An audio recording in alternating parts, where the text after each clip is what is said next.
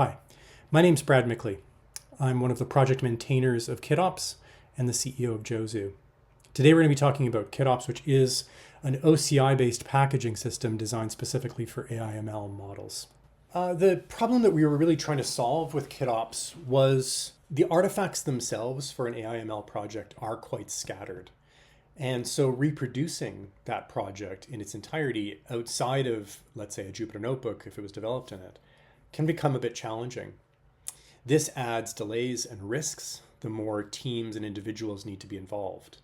We were speaking to one of our users who had worked at a major petroleum company, and they'd said that project where there was an individual data scientist who was responsible for that model throughout its lifecycle tended to go quite smoothly. They tended to go all the way to production, they could be managed. There was really very few hiccups. But once you had multiple data scientists or multiple teams involved in the development, everything kind of ground to a halt.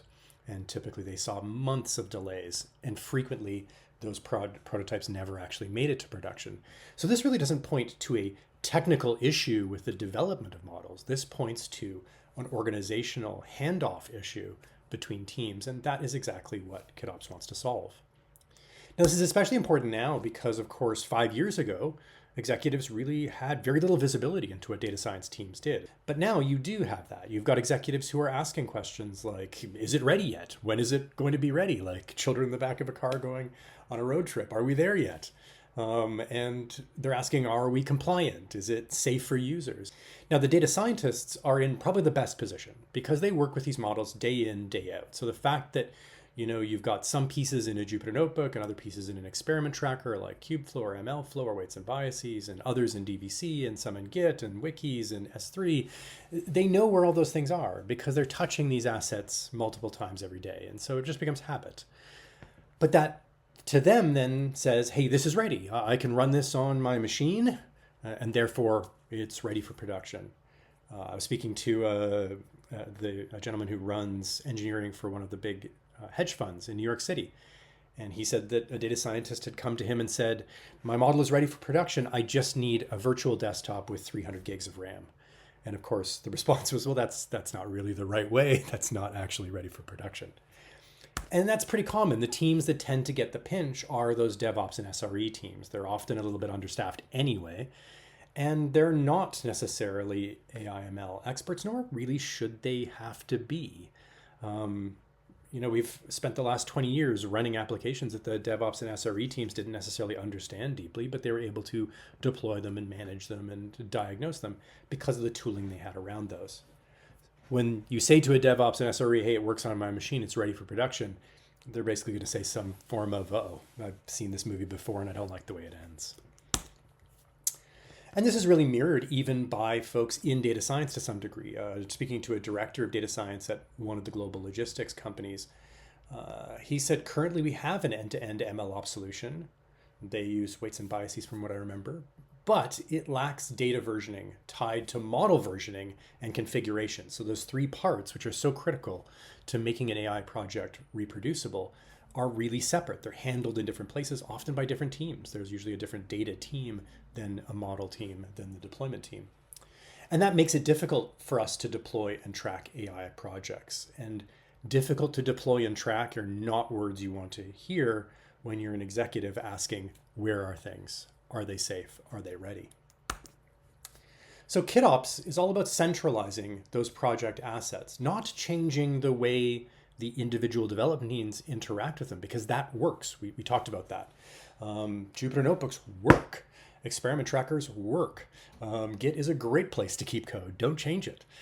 So we don't want to change that. But rather than having to scurry around to all these different locations and try and figure out, model v2 works with parameters v34, which came from dataset v16, which needs integration code v6, that's not obvious. That's not easy. You put all of that into a single model kit, and then what you pass around from team to team, individual to individual, what you reproduce is what comes from your model kit v1. What's even more important is we didn't want to fall into the XKCD trap and end up creating the 15th standard. So we said as KitOps, look, this is a solved problem. OCI does something like this very well. So let's use an OCI artifact, not admittedly an OCI image. which is less flexible, but an OCI artifact, which gives us the flexibility to put the models, the parameters, the data set, the code, all into separate layers inside the model kit. And then the Kit CLI can actually extract only those layers that an individual or a team needs to accomplish its part of that development lifecycle. So let's take a look at kind of what a model kit looks like inside of an OCI registry. Now, the registry I've chosen to use obviously is Josu Hub. That's at josu.ml, and is built specifically for model kits. You get a lot of really rich information through the UI that you wouldn't through a typical registry, but you can still store these model kits perfectly in any OCI 1.1 registry. Now, in Josu Hub, of course, you can see our model kit signed, and you can sign this using standard container signing technologies that most organizations already have internally. So that, again, adds flexibility, makes it easy to adopt. But what's really compelling is, like I said, you can kind of glance at this and see that my model kit in this particular case includes a model, no data sets, one code base, 2 sets of docs, and of course configuration for the model kit itself. Now, if I look in more detail at the model kit contents, I can see the package level where the metadata is stored about that.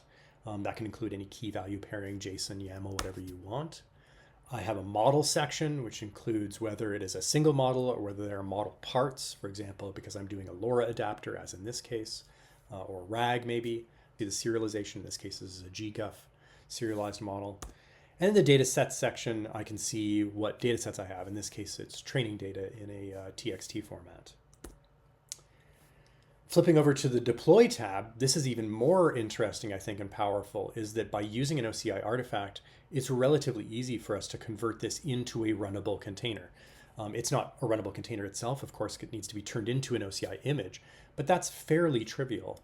So in this case, of course, we can choose between basic container type or Llama CPP. This particular model was LLM, and we're going to be using Llama CPP. We're going to be expanding this, of course, over time to include VLLM and other container types as well as hardened container types. And then in this case, I chose Kubernetes, so I'm not getting a container directly, but I'm going to get a Kubernetes deployment YAML, and that's in a matter of just copying and pasting. If I had chosen Docker, I would actually just get a Docker run command that would be able to pull directly from the hub my model kit OCI image. So all of this kind of helps to reduce enterprise risk. And that's one of the big things that organizations are saying when they come to use KitOps is, we want something that's tamper-proof. We want something that can be signed. We want to be able to see the provenance and the chain of changes that have happened to this AI/ML project, regardless of what team changed. Did the data set change? We want to know. Did the model change? We want to know. Did the embedding code change? We want to know. You always want to know. And you want that in a single source of truth, in a single location. Speaking to the director of ML Ops at a German government SI, one of the larger German government SIs, in fact, they said, look, we have ML flow. We love it. But executives needed a tamper-proof and auditable solution to storage of these AI/ML projects. They had actually gone so far as considering forking ML flow to add secure storage themselves, but we're obviously very relieved to find KitOps and realize that they could actually do it right through there. And in fact, there is actually an ML flow plugin for KitOps that will automatically create a model kit for every experiment run in your ML flow environment. So you kind of, without the user needing to do this manually, it can just happen in the background. So they continue to use the tool exactly as they always have, but you get these secure, auditable, tamper-proof packages out the back end. And that's really what we've tried to do with KitOps, is make it easy for an organization to adopt by using existing standards like OCI, and make it easier for teams to use by not forcing them to go through extra steps to create model kits, but instead just have it happen. We also offer the PyKitOps, PyKitOps library, which is a Python library that you can embed, for example, in a Jupyter Notebook or in InstructLab or anything else, so that you can actually, through code, build that model kit as you are executing the model code in Jupyter Notebook or in VS Code or any other IDE of your choice. So why now? We talked a bit about the executive visibility, but it goes beyond that. In the EU, of course, there is the AI Act, and there are genuine severe regulatory penalties for not being able to show auditability and provenance for your models. But even beyond that and broader than that, it's hard to come across any large organization that hasn't come to a big realization in the last couple of years that their data is very, very important. It has high value. It should be kept private. It needs to be kept private. And so the organizations that we're speaking to are predominantly saying, yes, we use OpenAI or Mistral or something else online for experiments and prototyping, but anything we're going to do for our customers, we need to run and host internally online. And that's where I think this community especially has a lot to offer. There's also technical complexity. Composite apps, AI agents are much harder to deploy and operate. They have a lot more interaction points. And it's much more critical if a model does begin to misbehave or show bias, that you're able to track back through a set of changes in that model and say, aha, this is where something might have gone wrong. That might have been the cause. Let's run some better experiments now to address it. So let's talk about the alternatives. Folks use Git repos to try and do this with something like Git LFS, but Git LFS is pretty awkward with very large models and data sets. And you can't turn a Git repo instantly into a runnable project the way you can an OCI artifact. Some folks are trying to use something like a Nexus or an Artifactory, but typically you don't put data sets into those. And so you lose kind of the connection with one of those critical pieces. You also don't typically put the experiments themselves into those repositories. So again, you've lost connection with another critical component for reproducibility. You might be using Hugging Face publicly, and there's nothing wrong with it. Hugging Face is great for a public repo, but it isn't going to give you a kind of private answer to this solution. And itself doesn't also really do a good job of tracking kind of those experiment styles. Some people assume that their end-to-end, quote-unquote, end-to-end MLOps tool, something like an ML flow or weights and biases, is going to solve this for them, but it doesn't really. It's not vendor neutral. It's not an open interchange format. It's in many cases not tamper-proof at all. And you, again, can't convert these really into a runnable project. It's not operationalized there, despite the end-to-end name. So let's take a look at how KitOps is used in a secure org. So often it's the DevOps, SRE, or platform engineering team that will start, and frequently they want to create AI/ML templates for teams to kind of safely start from inside their IDP, something like Backstage, for example. And so that template can include a model kit, and the model kit itself, or multiple model kits if you want to break it up. So sometimes organizations want to have a model kit for the model and the experiments, the parameters rather, the code bases, and a separate model kit for the data sets. Others will combine them. It just depends on what kind of work for your organization and its processes. Teams can then take them. They might use a Jupyter notebook to modify the model. As I mentioned, the PyKitOps can allow them to very easily generate model kits as they're working in that Jupyter notebook, so they don't need to do it manually. It just kind of happens. Models often then need to go through a set of experiments to figure out what the best parameterization is. Let's say you're using a Kubeflow or MLflow. Once again, you can automatically have those model kits generated on the back end of each of those experiments. Those then, once that's kind of hardened, get handed off to engineering teams, usually to integrate and test with the various applications that model is going to interact with. Engineers can unpack only what they need. Once that's done and tested, that then typically gets handed off to DevOps, and they will now tag that model kit for production. If they're using something like Josu Hub, they can obviously automatically generate that deployable container or the kubeyaml directly from that model kit, saving kind of some complexity as a step.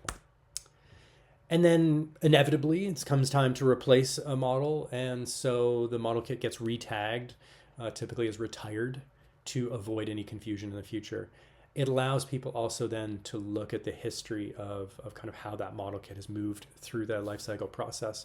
So let's take a quick look at the model kit structure. So within a model kit, you always have a kit file. You can think of that as kind of the recipe for the model kit, like a Docker file is to a container. There'll be a manifest, which includes details like the SHA and the media type for each layer. And then, as we talked about, you've got model section where you can have models and parameters, code section for notebooks, scripts, whatever else you want, Git repos, data sets, and documentation. The documentation is very flexible. You can include any key value pairing in there. You can include JSON, YAML, whatever makes sense for your project and how it's going to be consumed. Now, Looking at the Kitfile itself, it's fairly straightforward and will look familiar to many of you, especially given the variety of projects that use similar types of recipe files. So package includes the metadata from the ModelKit itself. Code section includes directories where code is located or single code assets, depending on whether you're using a repo or not. The model section can include a single model, but it can also include model parts. You can include the license, the framework. In this case, this one was scikit-learn, for example. And then data sets, one for each data set you want to include. Again, it can be flat files, database files, any other data object, really. So very, very flexible.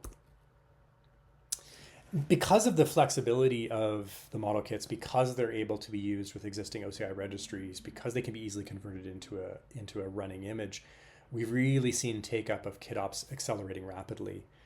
We've actually already passed 50,000 downloads on the day you're watching this now. And you can see we're being used by very large enterprises, smaller enterprises, startups, government agencies, public and private sector, vendors. Everybody is seeing value from this project.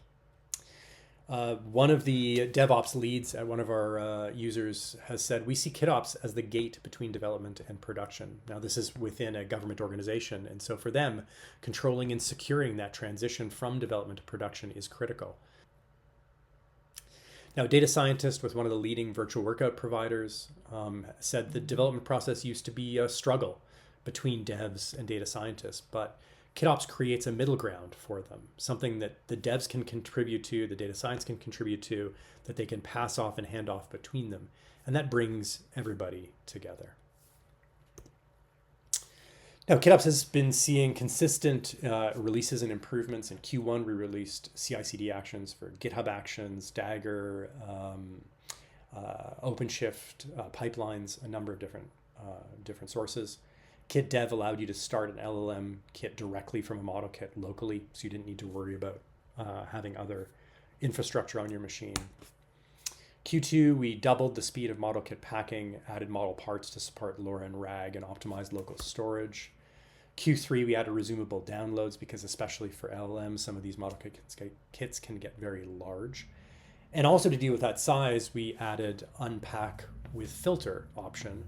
That flag allows you to select that you only want to, pull the model layer, or maybe I only want to pull one data set out of the data set layer because that's all I need. It really allows you to make sure that you're not grabbing a 300 gigabyte model kit for an LLM when all you need is, a couple megabytes of data or code. Q4, we submitted KitOps to the CNCF sandbox and are hopeful that we will be approved into sandbox status in March during that review cycle. We also began working with organizations like Red Hat, like the Ant Group, ByteDance, PayPal, and others on what we hope will become the CNCF standard specification for AI model packaging based on OCI artifacts. We added a homebrew tap for KitOps to make it easier to install and proxy support for large enterprises.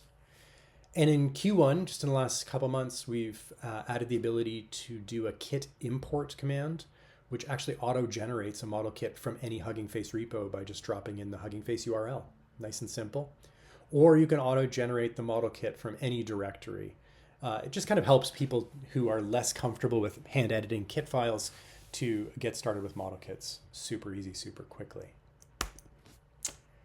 Ultimately, KitOps is really about saving folks time and reducing risk. We've seen about 3 days of reduction that is saved in each AI project iteration. And so, of course, most projects go through many iterations. So potentially very significant savings as you look at its impact across multi-team development projects. Thank you very much for joining us today. I hope you found it useful. You can chat with us on Discord. The link is there on the screen. Or you can check out our repos for KitOps, for the PyKitOps Python library that I mentioned, or for the KitOps MLflow plugin. If you search online, you'll also find information on GitHub Actions for KitOps and a Daggerverse set of plugins for Dagger for KitOps as well. Thanks very much and have a great day.